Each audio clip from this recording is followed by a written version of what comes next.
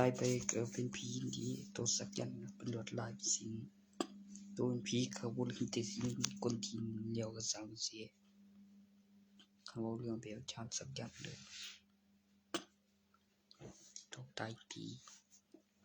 มีทอคือมีไงทอแบบได้เท่าเดิมแต่เป็นผู้เบาใหม่กับไงทอแบบตายหงเลือกไงทอแบบได้เท่าเดิมแต่เป็นผู้เบาใหม่ตัวไงทอแบบตายหงไม่เอาตายหงเป็นผีเหมือนจีจอยคือหิว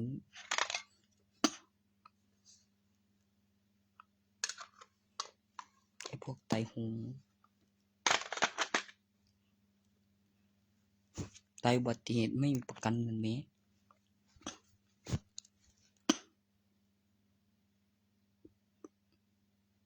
แต่มันมีความคิดตอนมีวิญญาณไหมบ่มีเบิ่งแต่พวกนั้นใช้ไม่ได้นั่นก็เห็นเป็นปอบบ่วะมันปอบแจ้งตำรวจเอาไม่กูส่วนกูไปปราบบ่แล้วมันบอกให้ทำอะไรก็จะทำบ่วะถ้ามันไม่มีความคิดกูเรื่องสิบ่อยากท่าก็ว่ามันไม่มีความคิดแล้วมีตัวไปปลุกให้บอกให้ทำอะไรก็ทำไผจะกล้าไปบอกระดับอาจารย์สักหลายห้วยสิ่งมันอยู่หรอกถึงจะออกสื่อเป็นปอบกูก็เลยว่ามันเป็นหมาฆ่ากันเองแล้วก็หมากัดหมาตายแบบหักสัก3แล้วหักครึ่งโดยแบบความมหัศจรรย์มีกล้องวงจรและสังเกตแบบเขี้ยวดาบขาดครึ่งต่อจากนั้นนะแม่ไม่ได้เอาทิ้งเฉยๆบ่ได้เฮ็ดเสียเก็บรถถัง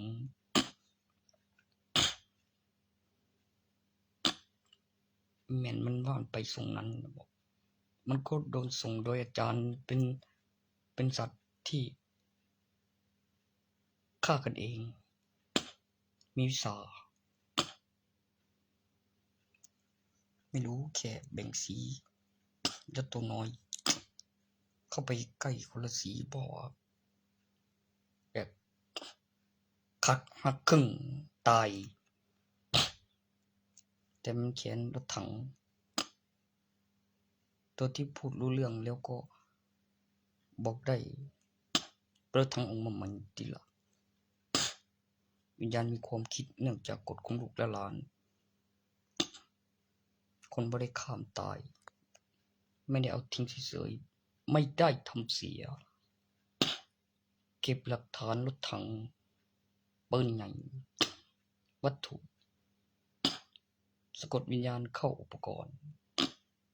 ไม่นานมันก็ออกมาใหม่แล้วมีข่าวสินกับสินแม่นตายแล้วก็มีหมาฆ่าหมาตายบ่มีบาปมันถูกดักโดยรถถังตามบ้านคนบ่ได้กินไก่โดยหมาแล้วซนแบบเหมือนซนอะไรยังไงแล้วเห่าแล้วก็วิ่งหนีหมา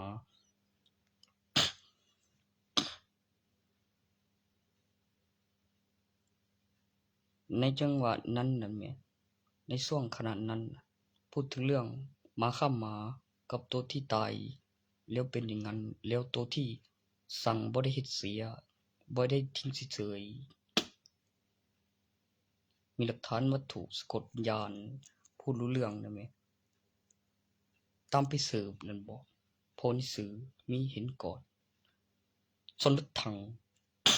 ไล่ต่อบ่ไอ้ปอบมันชนรถถังเว้ย